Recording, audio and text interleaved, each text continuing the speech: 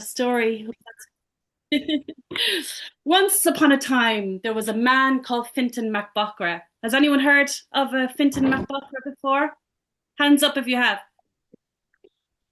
Ah, not as many as I thought.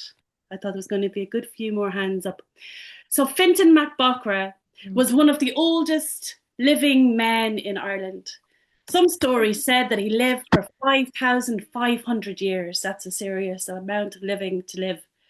He came with the first people to arrive in Ireland with his antecessor, his grandfather Be, his uncle, and his father Ladra, and 50 women. But that's another story. And when he arrived, he came before the Great Flood.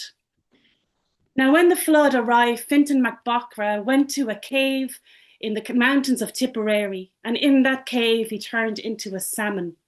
And for 200 years, he swam the lakes and the rivers and the seas of Ireland as a salmon. And then he returned to the cave and he turned into an eagle. And for 50 years, he flew across the skies of Ireland as an eagle. And then he returned to the cave and he became a blue-eyed falcon. And for another 100 years, he flew across the lands of Ireland as it re-wooded itself. And as the forests and the trees began to grow, the new people started to arrive on the land. And he was there when the Partholonians arrived, and then when the Nemedians arrived, when the Tuatha De Danann arrived, the Firbolg arrived, the Tuatha De Danann after the Firbolg, and then the Milesians, all of the people. And he lived so long, and right up until the Ulster cycle, which was around the time of the birth of Christ, somebody asked him, "How long have you been living on this land?" And Fintan said, "I'll tell you a story. One day, as I was walking on the plains of the Ewe, does anyone know what county that could be? The plain of the Ewe. Ellie knows. Ellie's there right now. I'm in the Mayo, the plain of the Woohoo! The Ewe. Bay of the Ewe, the plain of the Ewe. And he was walking through the thick, thick forest when he picked up a red yew berry off the ground and he brought it home and he planted it in his herb garden. And when the yew tree was as taller than him, he dug it up and he planted it on the green of his tua, in the green of the community. And the tree grew and it grew and it grew and it grew. And for years and years and years, it sheltered the people of his community from the wind, the rain, and the sun. And for 2,000 years, it grew until it started to get old and decayed and withered. And when Fintan could do no more to save his favourite tree, he cut it down. And from the red wood, he made 7 vats, 7 churns, 7 barrels, 7 bags, 7 pitchers, 7 drinking vessels, and 7 cups. And they lived with him until they too withered and decayed. And from those vessels, he made smaller vessels of each. And they too lived with him until they decayed. And that is how long he was living. And then the king of Ulster at the time, well, he was actually the king of Ireland. He was a high king of Tara, and he called an assembly, and everybody came to Tara. And while they were all standing on the hill, a man came from the west. This man was taller than all the trees of Ireland. He was so tall you could see the sky and the sun between his legs. And he was a magnificent man with a crystal cloak that hung like linen.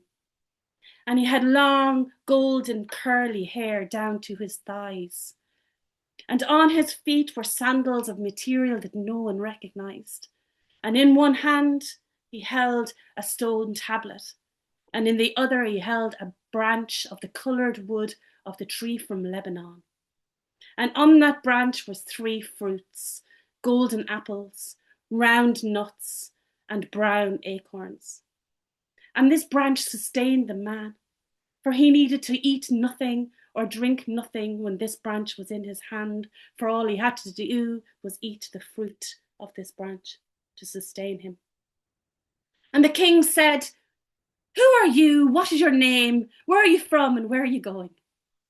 And the man said, my name is Trí Funglid Trí Achar, the three key holder of knowledge. And I come from the setting sun, and I'm going to the rising of the sun. And I have come to this land to learn your story, for I hear you have great storytellers.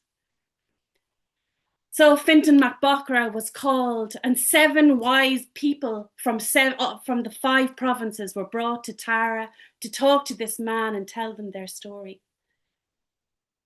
And Fintan told him of all the people that came and how the land was divided into 5 by the Fir Bullock. And in the west was the land of knowledge, and in the north was the land of battle. In the east it was prosperity, in the south was music, and in the middle was sovereignty. And the man was delighted to hear the stories of Ireland, that he gave Fintan mac Bachra 5 berries off his branch. And he said, plant those berries anywhere you think they will grow. And this is what Fintan did. He started on the hill of Ishnok, and he planted the Baile Ishna, the ash of Ishnok, which grew for thousands of years and where people came to celebrate.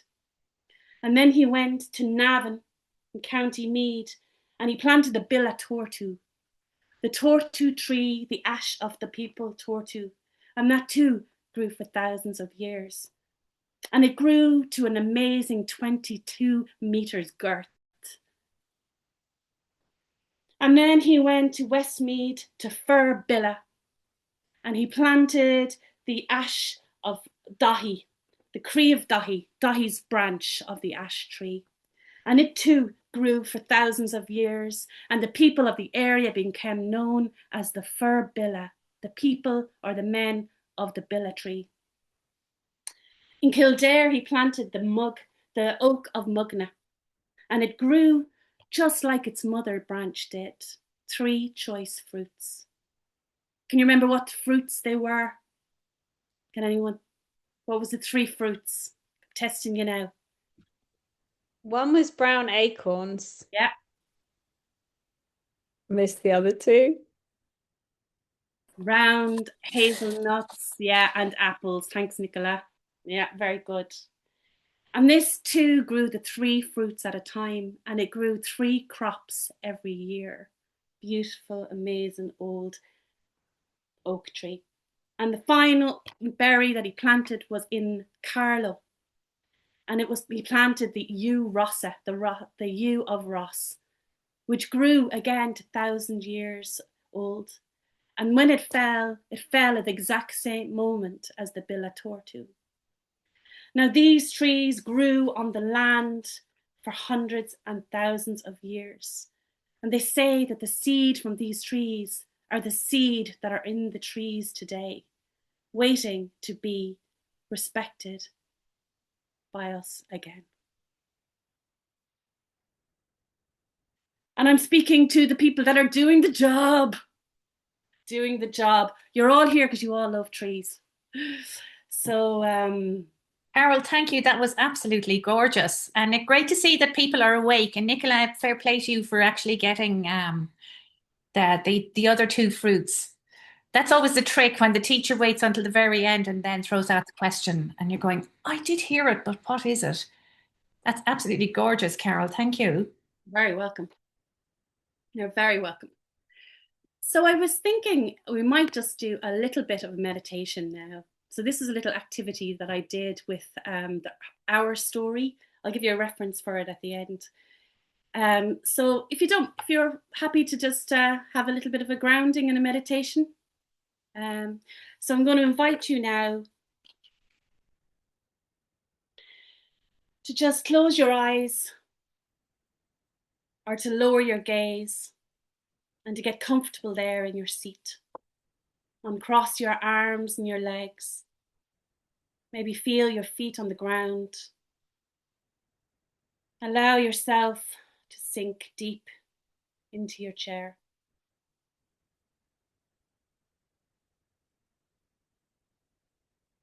Feel the muscles relaxing, your shoulders dropping, and your jawbone loosening. And now When you're ready, take a deep breath and fill your lungs. And on the out breath, we just give thanks to the trees and the plants that provide that oxygen that we need to breathe.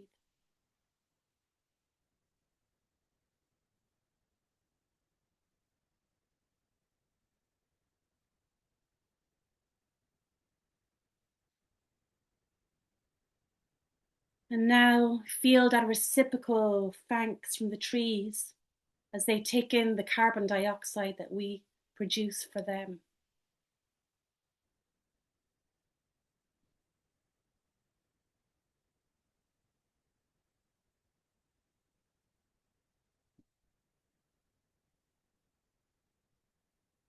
And now, after another couple of deep breaths, I'm going to invite you to go to a tree. Maybe it's a tree from the story that I just told. Or maybe it's a tree that you know well, maybe the grandmother tree or your guardian tree. Or maybe it's a tree that's calling you. Maybe you haven't met this tree before. Just take a moment to go to a tree.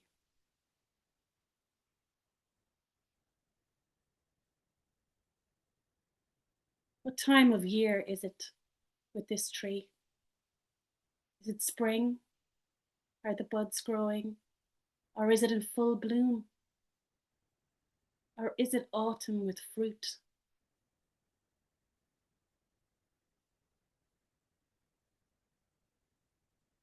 Can you see any animals or birds around this tree? Where is this tree? Spend some time with this tree.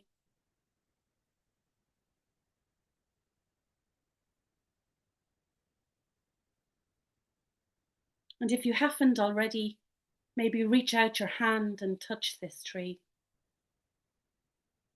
Put your hand on its bark.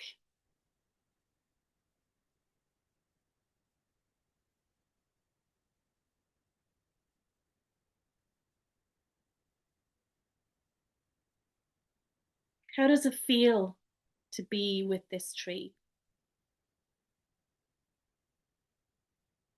Does this tree have something it wants to tell you? Is there some wisdom that this tree could share right now? Or even just a feeling?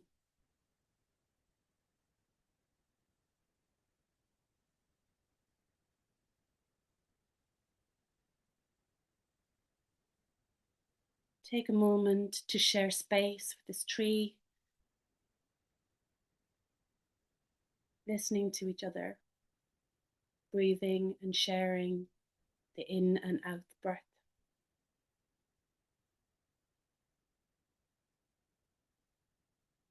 Now, when you're ready, I want you to thank the tree.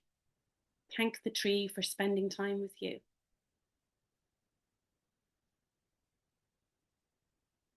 Send it your gratitude. And when you're ready, come back into your seat. Feel your feet on the ground, wriggle your toes, wriggle your fingers.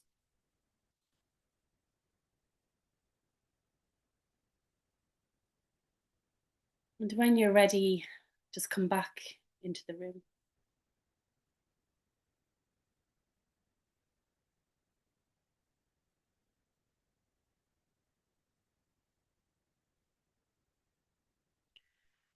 Now, if there's anybody that wants to share a little something that they had with their tree, it'd be really nice to hear some of their stories.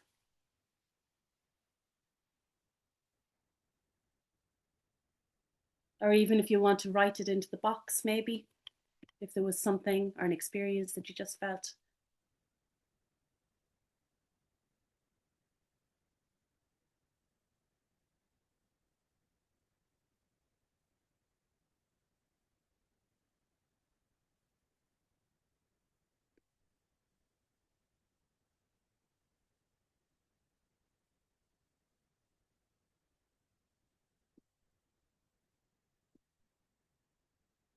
I'll speak at once. That's okay. That's okay. So just another way of kind of connecting with trees. We do it a lot in forest school already. You know, we go and we meet the tree, and we have grandmother tree and grandfather trees, sacred trees.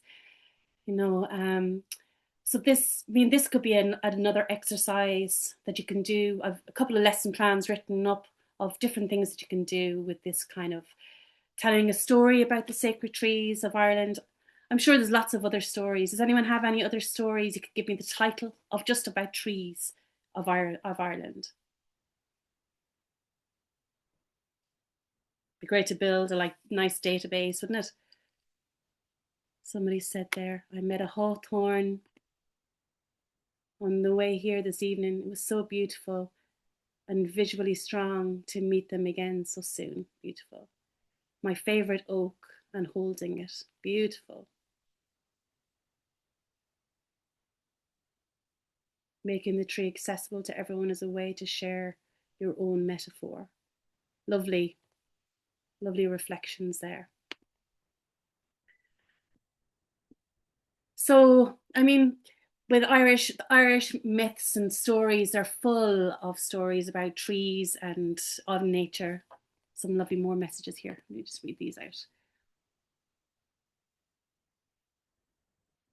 I met with a giant downy birch in Kerry, and I lay in his branches.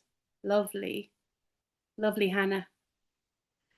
My tree is a beautiful old ash on the boreen on the land, and it's been in so many lives and feet past it.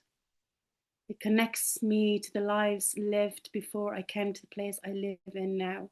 Beautiful, beautiful Leon. I was surrounded in hazel trees, so lovely. Thanks, Suzanne.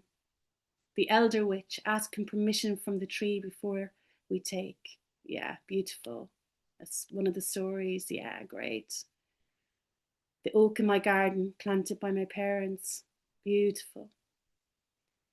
I'm saying goodbye to a dying cherry tree. It was lovely to give it some extra attention. Nice. Nice, Anna. I sat outside the bough of my childhood Sally tree, so warm, safe, and held. Beautiful. Beautiful. Thanks for sharing. It's amazing how these trees can live over so many different lives and see so many different things. It's such a beautiful, beautiful awareness, isn't it, of the majesty that they have, linking us to the earth and the sky. So there's so many billet trees. If you look up in duachas.ie, it tells you sacred tree stories from all your areas. It's so beautiful. I've been looking them up, and there's so many different stories of sacred trees. Prunchas McCona said that each tribe had a billet tree in their tua, in their community. And it was a tree like the Crom Behe, the tree of life, that connected the tribe to the integrity and security of the land. So beautiful. Like the word church in Irish, kill, comes from the word quill, meaning forest. The sacred forest groves were the original churches, the sacred places. Even the word temple is an Irish word meaning to go around. We do the rounds at holy wells. We do the rounds in churches. This was an old idea of going around the sacred trees. So sacred trees are in our stories, but also in our spirituality. It's linked so close to us. And the word baila means sacred tree in Irish. And I have this theory that it may be the origin of the word baila for town, because each town or each tua had their own sacred tree. So in the mythology, you have people like Biquilla, the maiden of the woods, and her mother was Flidius, the goddess of the wilderness. Her sister was Danan. So you've all heard of the Tuatha De Danann. So Danan was the sister of Biquilla, the daughter of Flidius, and Danan was the mother of the gods of the Tuatha De Danann. And when Biquilla and Danan were asked in the Coth My Tuared what they could do they said they could uproot the trees and they would form an army under their command if they needed it. It was the power that they had with the trees. So I'm going to tell you another quick story now about a tree, and then we're going to move on to animals. So, a long, long time ago, down in County Limerick, it's said that there was a city there in the province of Mumu, which was the old name for Munster. And Mumu was named after a woman, but that's another story. And this town down in the province of Mumu was flooded. And in the middle of that town was a giant big billa tree. And they say that it was a hazel tree. Now, hazel trees don't normally live that long, but this was a very, very, very old sacred hazel tree.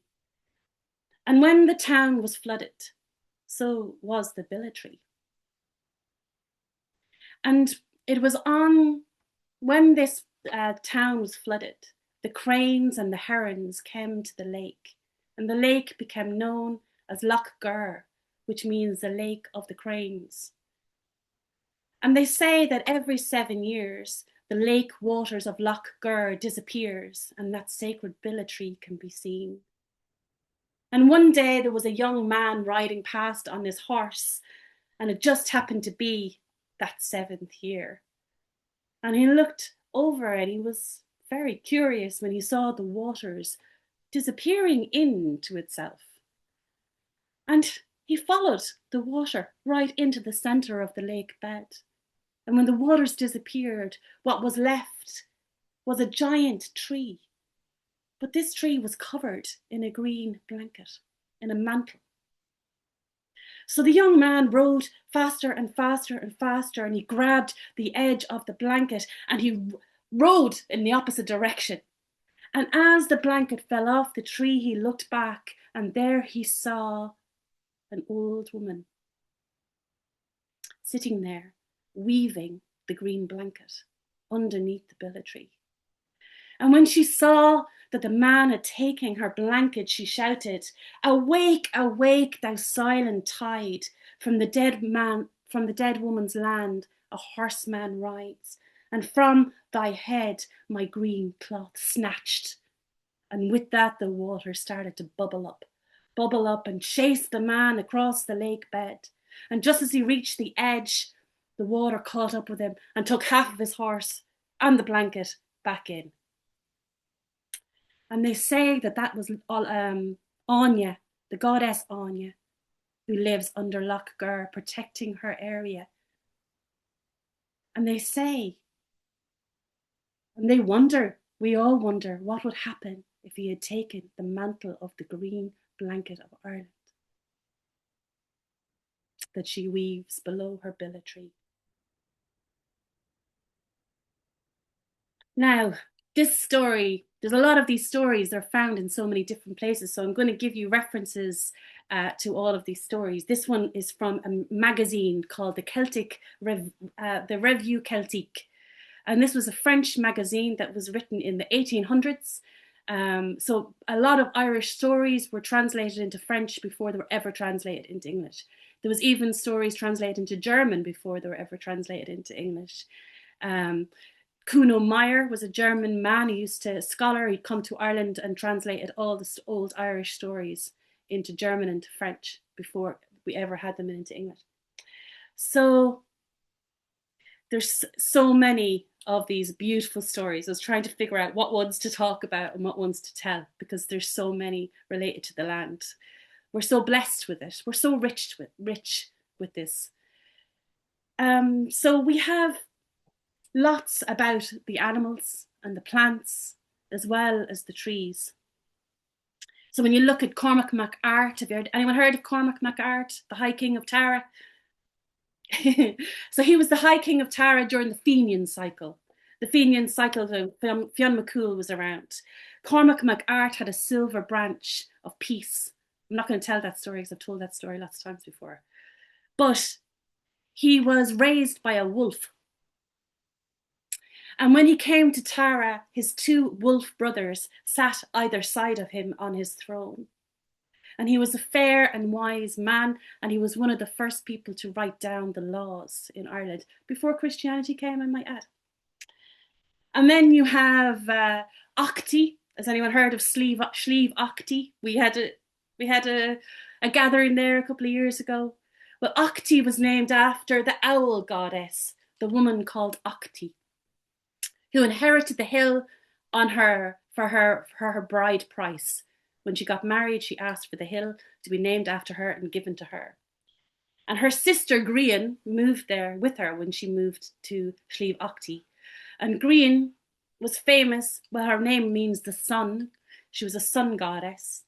And 3 local sons of a chieftain came to try and take the hill off them. And Grian used her magic wand from one of the sacred billy trees and turned the 3 men into badgers. And they went scuttering off the hill. We had St. Bridget, who tamed a fox. We had St. Bridget, who tamed a boar. All of these stories are available online. With the Morrigan sisters, who could turn into crows and ravens. You had the story of Fionn McCool's 2 dogs, whose mother was a human, and she was turned into a dog when she was pregnant, and her 2 babies were born as puppies, Bran and Skiolan.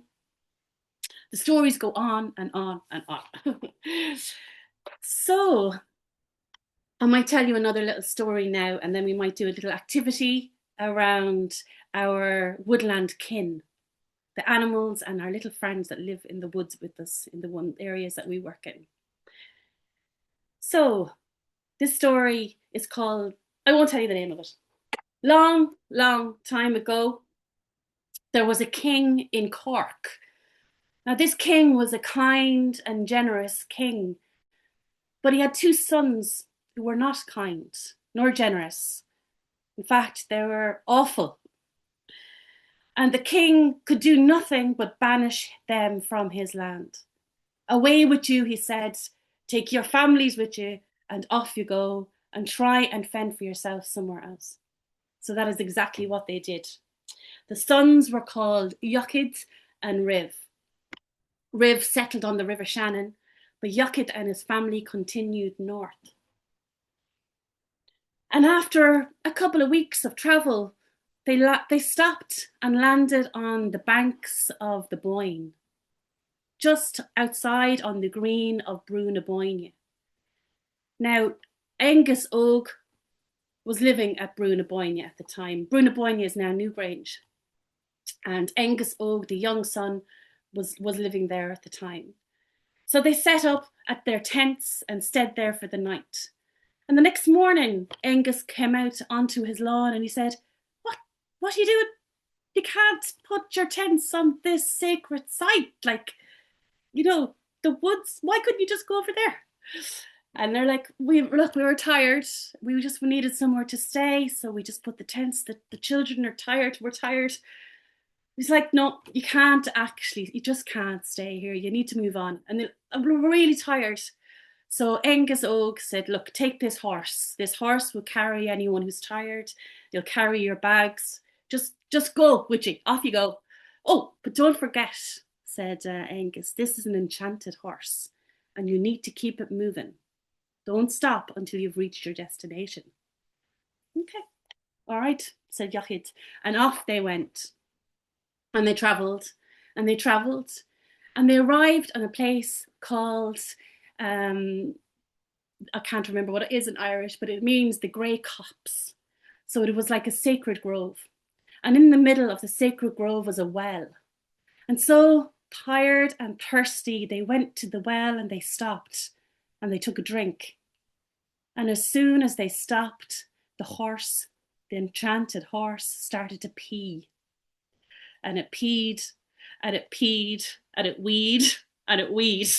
And then it did a bit more, and then a bit more, and a bit more, until the whole land was covered in water from the horse.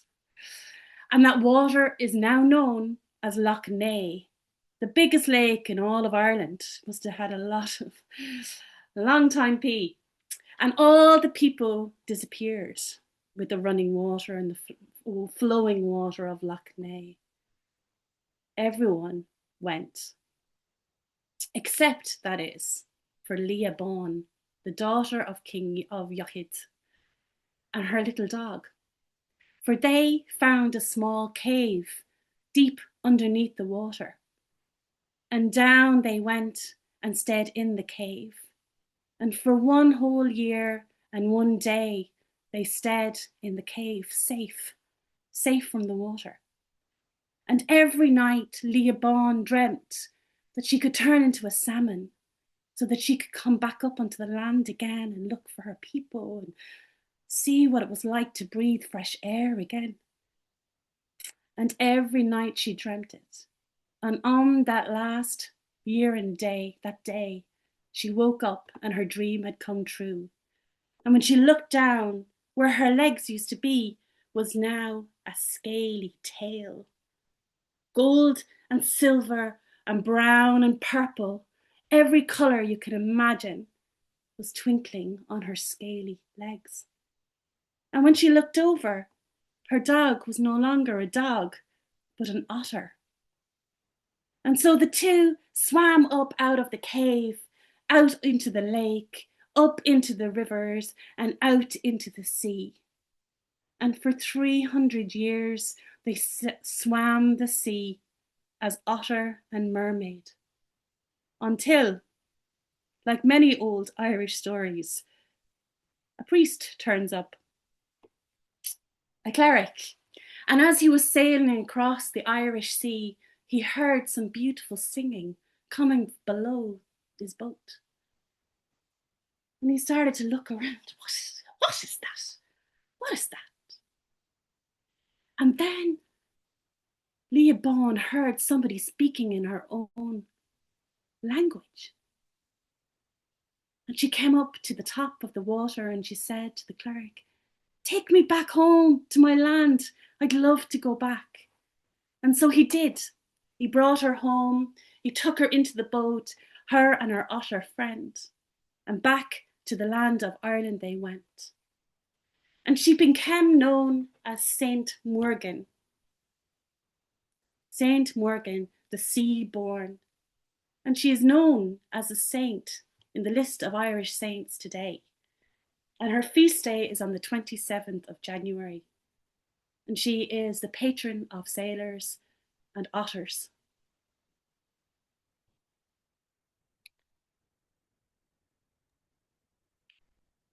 Wow. That was fantastic, Carol. How wonderful. I love that. Thank you. Yeah. A little bit creepy there when the cleric is peering over. But she made good use of him to find her Yeah, family did home. in fairness, didn't she? Isn't it beautiful, the blurring of boundaries that's in stories, that they, and the timelines don't need to match, Yeah. it's absolutely gorgeous. And I love that in Irish, an otter is Madra Ishka, That's right. and her little otter was a dog before it became otter. So I love that. Fabulous. There's another beautiful story about an otter. And this one is The Adventures of Muldoon.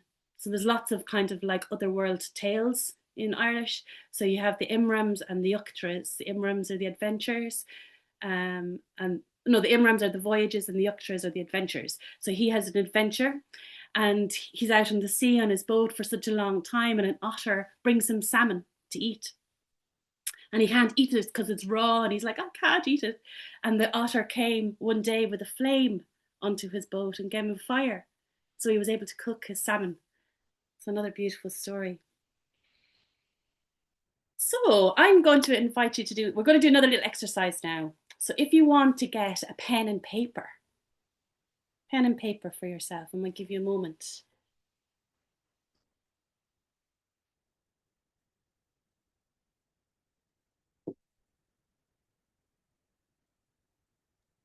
And Carol, while people are getting their piece of paper, might I just ask, so some of the links, would you be able to email them to Kerry and myself? Because Kerry might add them. She sent out a list the last time we had a webinar, just so people can explore some of those links. Is that okay? Absolutely. I have I have loads of different. You have that ready for the end. Lovely. Thank you. You're very welcome.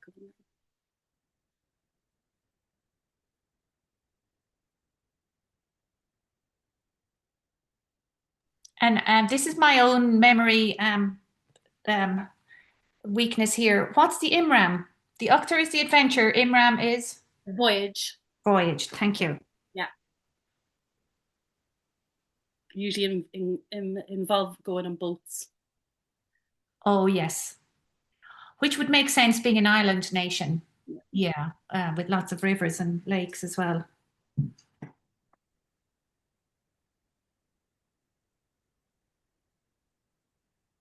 Okay, so we're just going to remember back a few minutes ago, we did our little meditation, our tree meditation. So we're just going to kind of ground ourselves again before we start this little activity. So if you want to take a moment to just ground yourself again, close your eyes for a moment, and allow maybe a sense of calm to come within our body.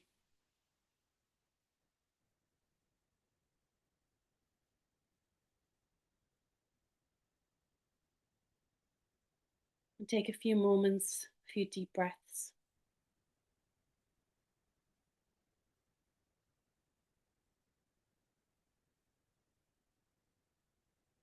Now I'm going to invite you to choose a forest kin or a wild animal or bird or a fish.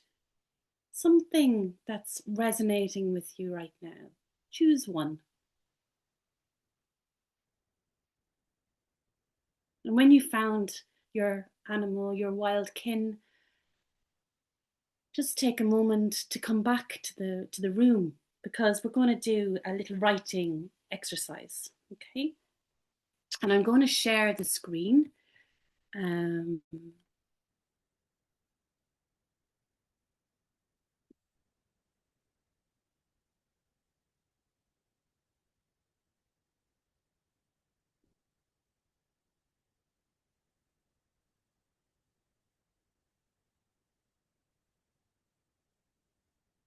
Okay, you all see that okay?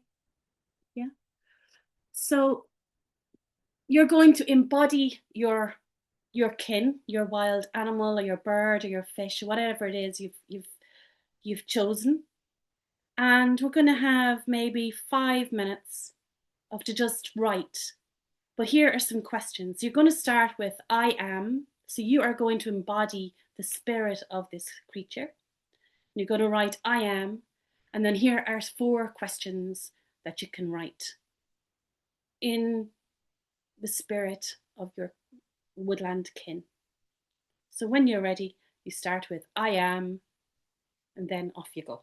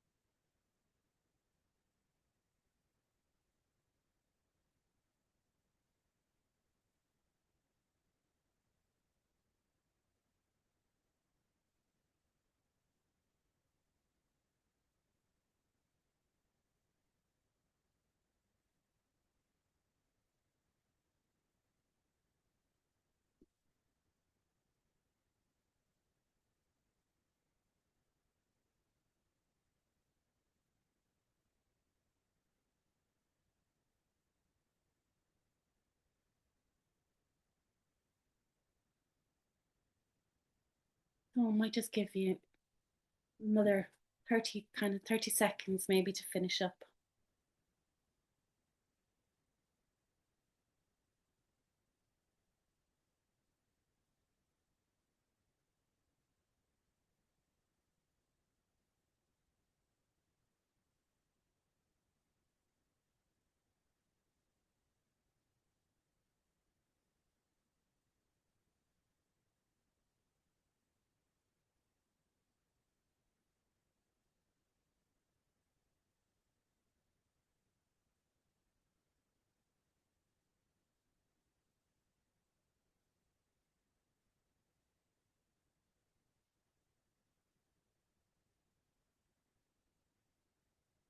Okay. Would anyone like to share what they wrote?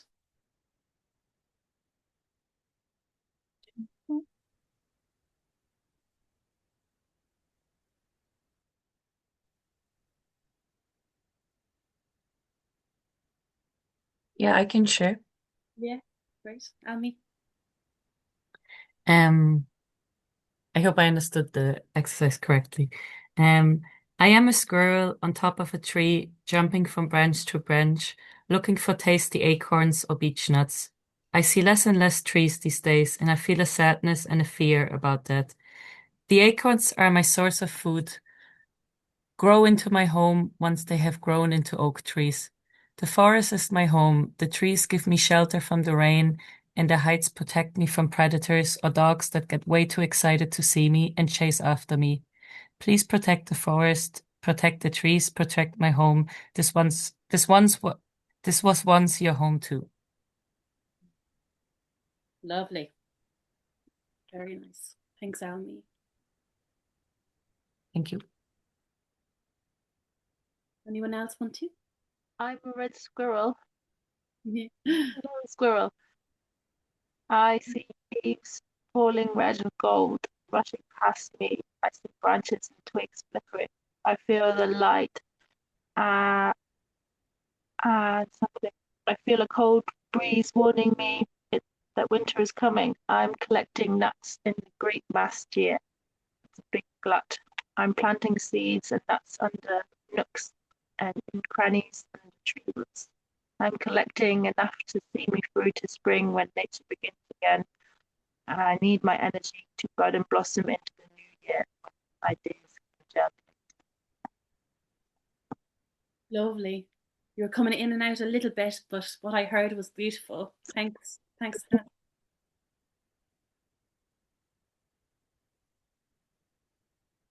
Anyone else dying to share? Oh, I'll have a read of mine, because yeah, I am a hooded crow, curious, bright, always on the lookout. I know I share forest and grasslands with other creatures, but I like to get what I want. With this in mind, I fly to the highest branch and have a wide view of my surroundings. I also use my observational skills to notice if other birds have spotted a good source of food. Myself and my partner are a bit bold and bossy. We fly down to the area of interest, flap our wings, jump about, caw, and generally make a nuisance of ourselves.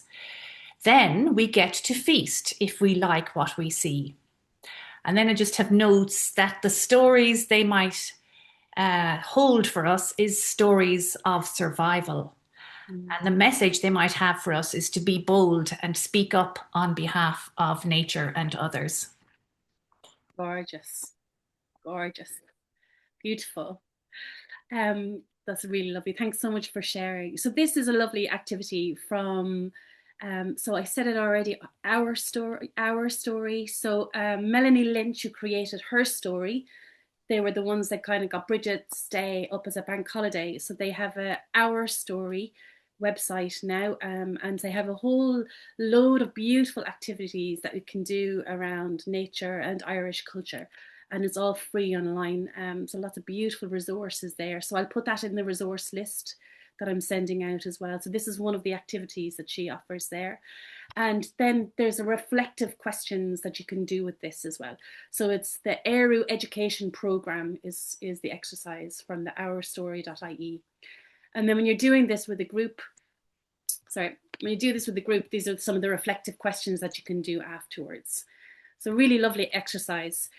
So this is a kind of a lesson plan on this. And I've also done one for the sacred trees one as well. So if we go back here. So this is the story we could do, a story of the sacred tree, and maybe the children can go off and spend some time with the tree.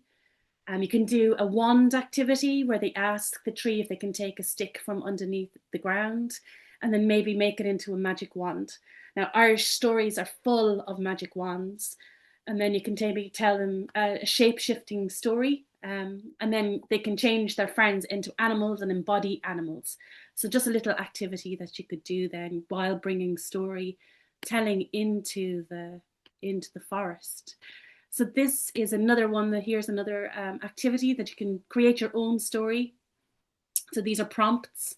Once upon a time there lived, and then the second one, whose best friend was, and every day they, but then one day, and so, and then, and now every day they. So it's a little prompt for children or for your groups to make up their own stories. And then I have a list, I have a whole load of different resources that you can look through. These are lots of Irish storytellers, only to mention a couple. There's plenty more, obviously. And this one is Danny English. She's a storyteller, forest school storyteller in England, and he's got loads of resources as well. So I'm going to finish up one last shape-shifting story. So once upon a time there was a tailor, and he was a travelling tailor. He travelled up and down the length and breadth of Ireland, from county to county, to town, to door to door. And he was always looked after very well because he was a really, really good tailor. And they would invite him in and they would give him food and they would give him a lovely cosy bed to sleep in return for fixing their clothes. And sometimes they'd need a new suit or a dress for a wedding or a new pair of socks. So he would do all of that, and he'd repair and he'd take his needle and he'd darn and he'd fix, and he was looked after very well. And there was an old couple out in the countryside that lived beside a really old woods.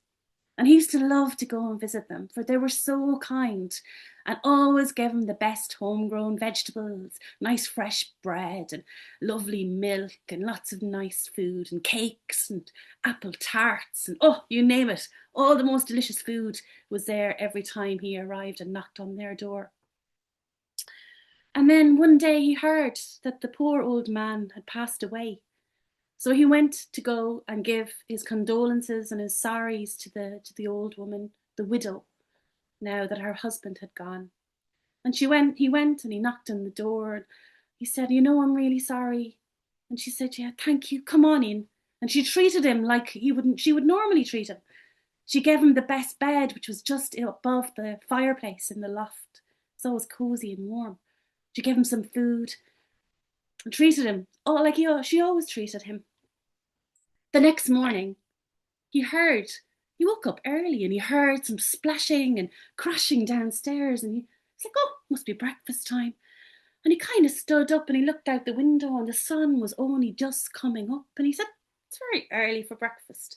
Breakfast isn't usually for another hour or two. What's she at? So he looked down through a crack in the floor of the loft, and there he saw the old woman running in and out of the house with a bucket, filling up water from the well and running in and filling up a big tin bath in the middle of the kitchen. What is she doing? He thought to himself. And when the bath was full, she took some hot coals out of the fire with her tongs, and the water started to bubble up. And as soon as the water started to boil, the old woman stripped off all her clothes and jumped in. And out she jumped the other side as a big grey hare, and ran out the door and up over the hill and over across the mountains.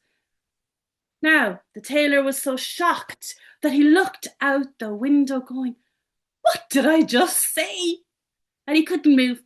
And he stood there and he waited until he saw the great big hare running back towards the house, and he hid down below the windowsill.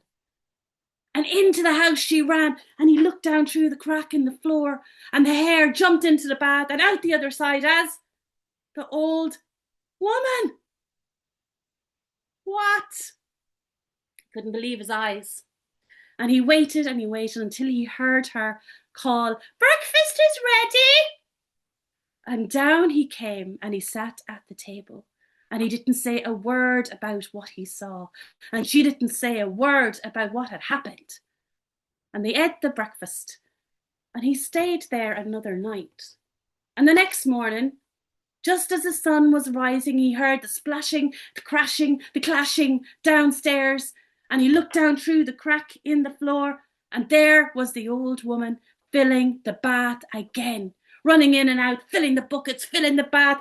And as soon as it was filled, hot coals started bubbling up, off her clothes, into the bath, out of the hair, out the mountains.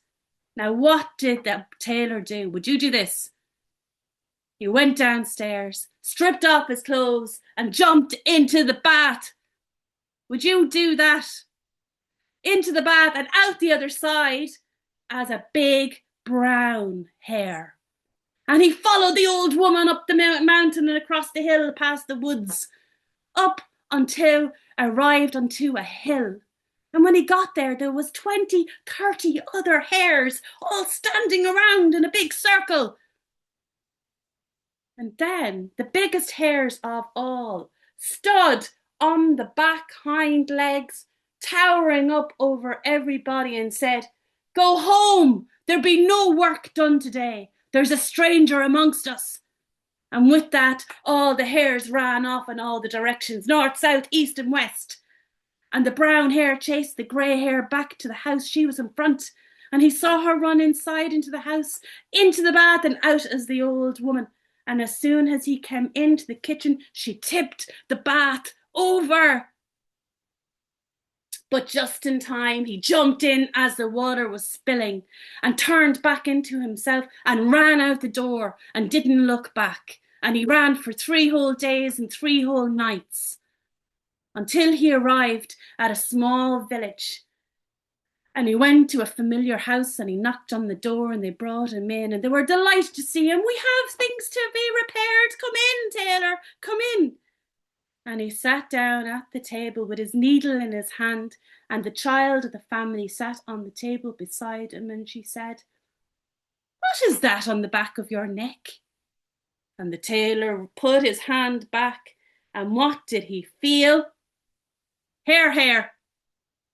Hair fur on the back of his neck, the only bit of his skin that didn't touch the water. And from that day on, the tailor wore a scarf around his neck, and he never went back to the mountain of the hares. It's Marchionnet. Now, so that's it for now, and I think we're opening up for questions. So Oh, Carol, that was just fantastic. And maybe is that related to the hairs on the back of your neck standing? Maybe that's interesting. Yeah. Yeah. Thought of that. Yeah. Never rang that connection. So that story is from, where is that story from?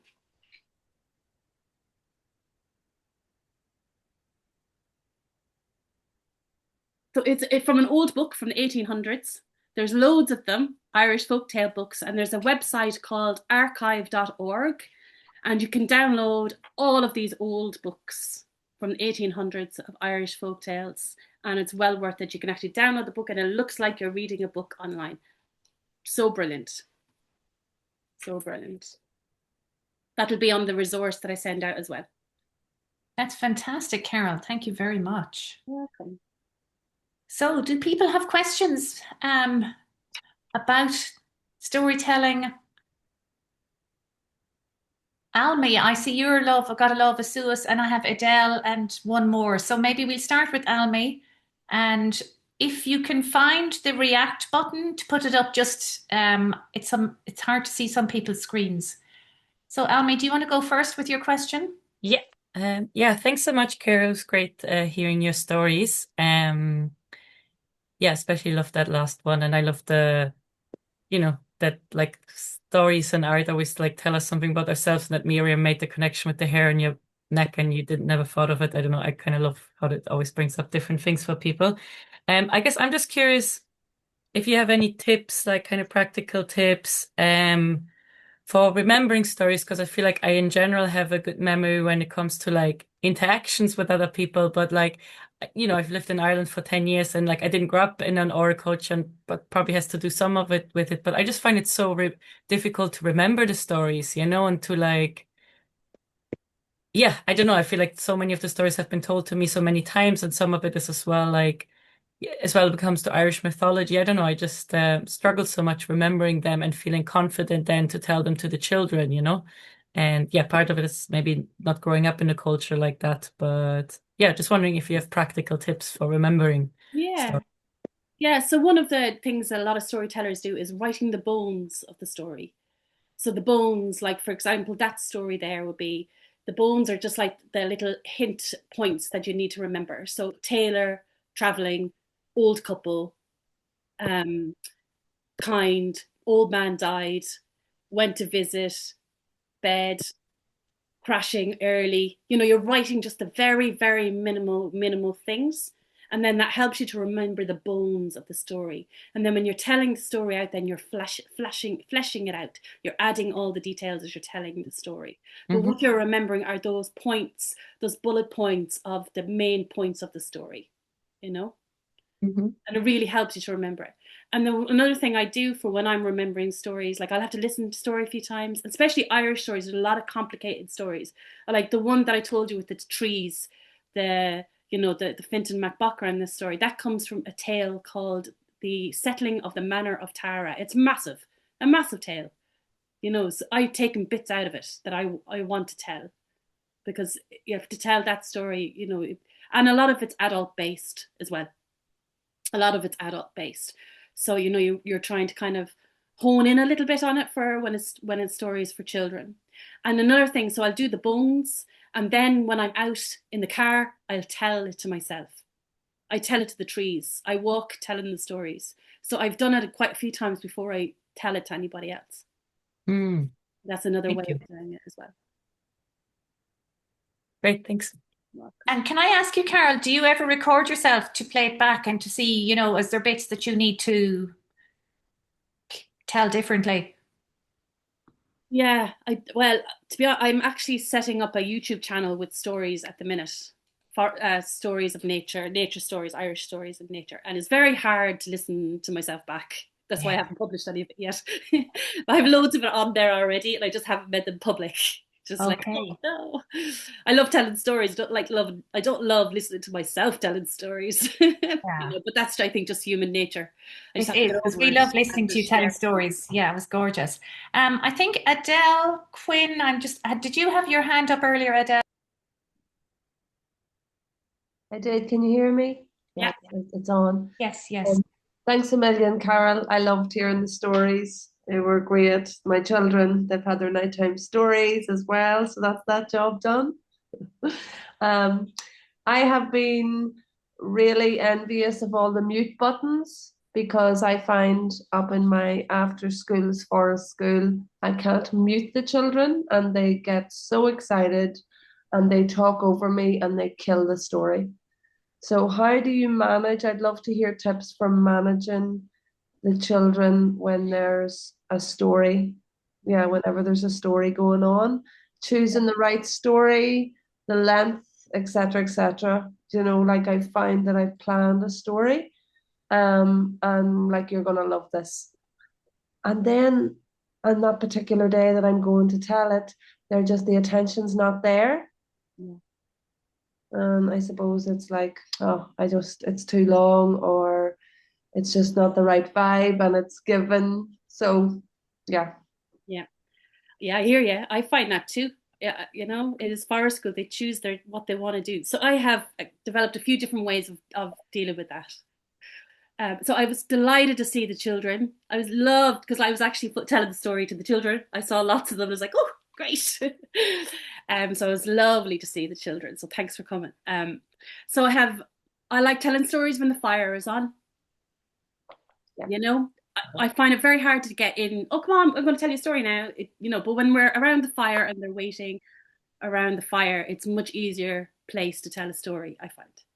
I also have a box of costumes so I've started to develop this kind of like, so I tell the story. So like, just say I would tell the story of the hair, and I have hair ears, and I have like an old woman cloak and all that. So I'll be the narrator. I'll get the children coming up, dressing up, and I'll whisper in their ear their part, and they say it.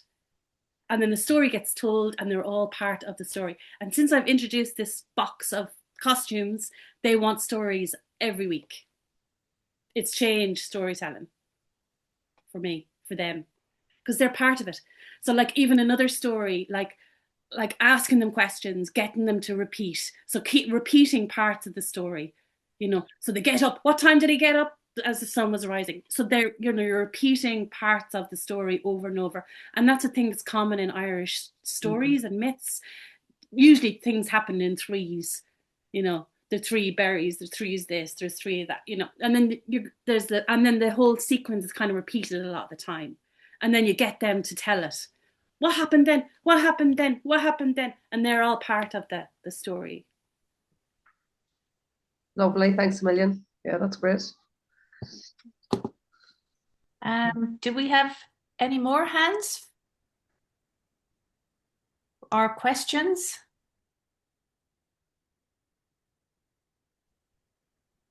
Carol, that was amazing. I'm just wondering if you don't have a fire pit, one thing we were trying is to do stories at the start.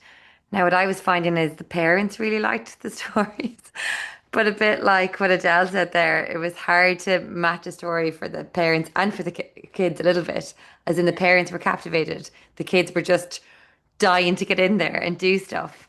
So, and like that, if we had permission for a fire, it would be great. But I wonder, like maybe is it the grounding things, like the grounding exercises, the lovely ones you did there, would that help to kind of create a space? Or would you even sometimes just have some of the kids as part of the story and let the others kind of do what Yeah, they're doing? yeah, yeah. Yeah. Sometimes they don't want to hear, and that's fine. So things Okay. like the elder story tree. So somebody said the elder witch, like asking the tree. So like sometimes like if we're going to forage in or collecting something, there'll be Okay. a group of kids with me, and I'll tell them the story. So Okay. Oh, lovely. that you have to ask, do you know this story? And then just kind of bring it in like that. Okay. Oh, gorgeous. And I like with Forest, because it's so kind of child led. I also have a big box of puppets. And like I've told a few stories, and now they reenact the same stories with the puppets themselves. Like they tell the stories now themselves, and then they always have their own stories that they're going to tell too. Yeah, because it is forest school. I mean, we're going with the flow, aren't we? We have to Yeah. go with the flow a little bit. Yeah. And like sometimes I want to tell stories and I can't. But since I brought that box in, that has changed storytelling. They ask for it now, whereas never really asked for it before. Now they ask, can we have a story? Yeah. That sounds amazing. Thanks so much. Yeah. Thanks, Claire.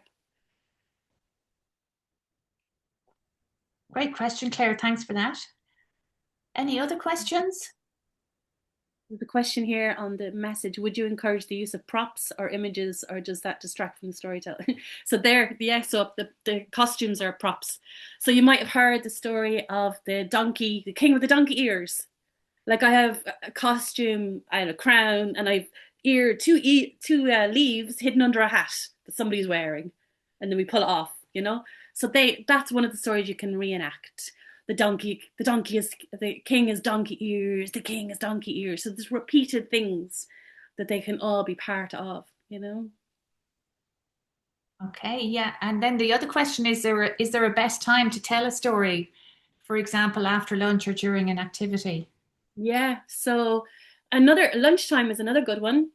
So like it depending on the age. Like even with really smallies, you have story time. Story time, and you can give them an option if they're having lunch. Would you like a story while you're having your lunch? And then some who wants the stories will come, and who doesn't won't. And sometimes like I've got a whole nice story planned, and then they're like, oh, I want to tell the story, and that's they're telling the story. That's okay too.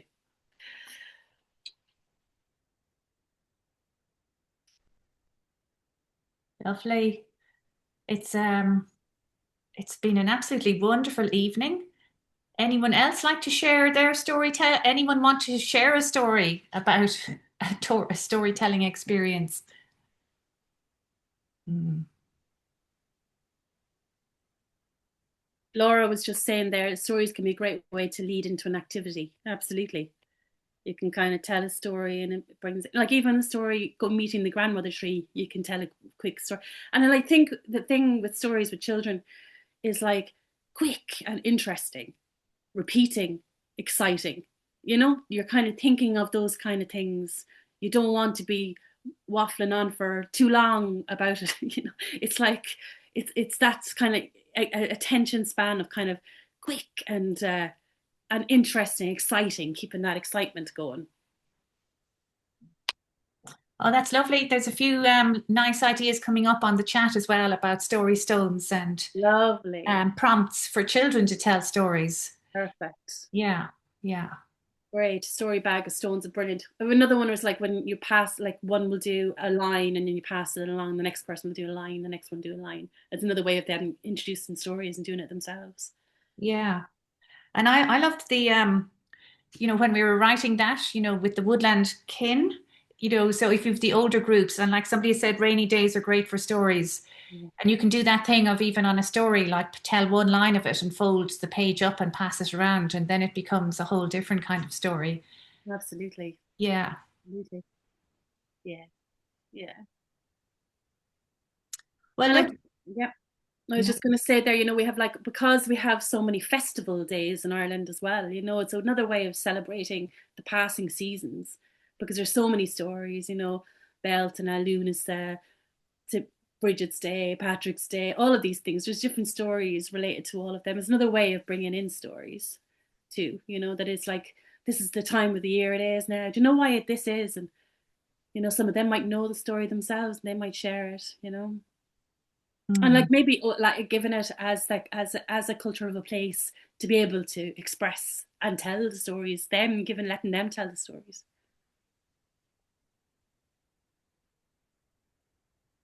Oh, well, it's been a spectacular evening, Carol. Hopefully we'll get to hear your stories another time. And I know, like, even from the small bit you showed us on the screen, you have heaps and heaps of resources.